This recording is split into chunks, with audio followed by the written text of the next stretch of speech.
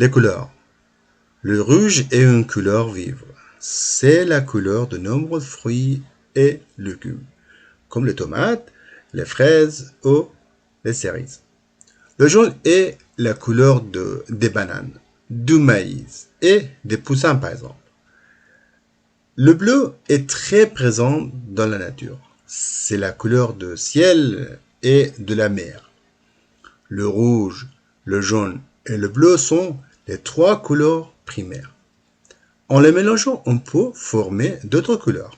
Le vert, par exemple, est la couleur de l'herbe et des feuilles des arbres.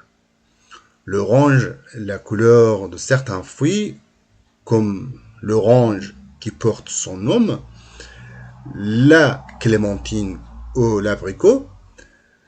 Le violet se trouve chez nombreuses fleurs comme le lilas. Le brun aussi, appelé marron, est la couleur de café, de la terre et en Corse des arbres.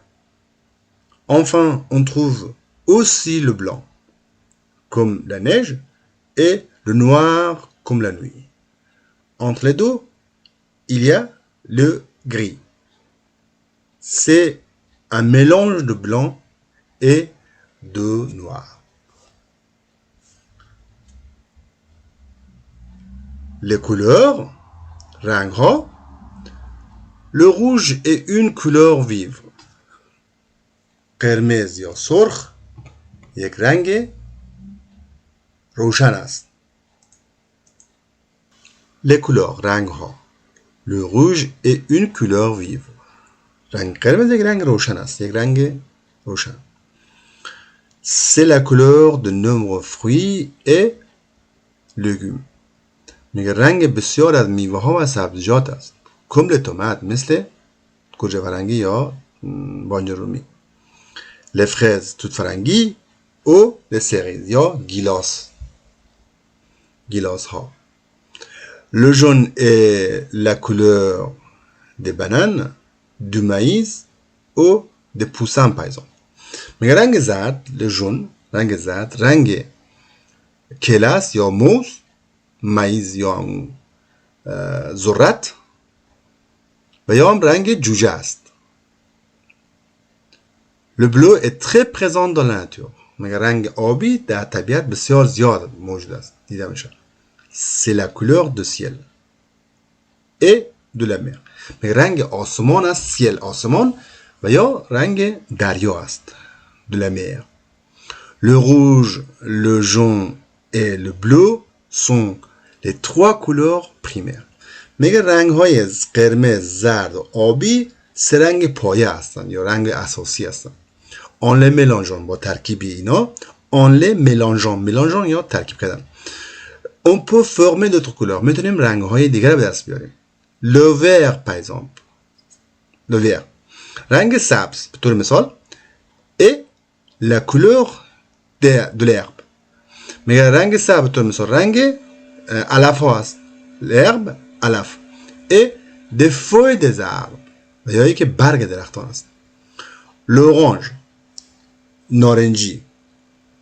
l'orange la couleur de certains fruits. نارنجی رنگ بعضی از برخی از میوه ها است.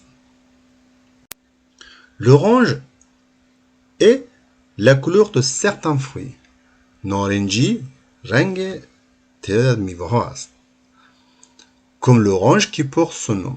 مثل پرتقال اورانج که هم اسمش است، که اسم خودش را گرفته، که اسمش از همون گرفته شده. comme l'orange qui porte son nom. la clémentine ou l'abricot زردآلو. Le violet se trouve chez de nombreuses fleurs comme le lilas.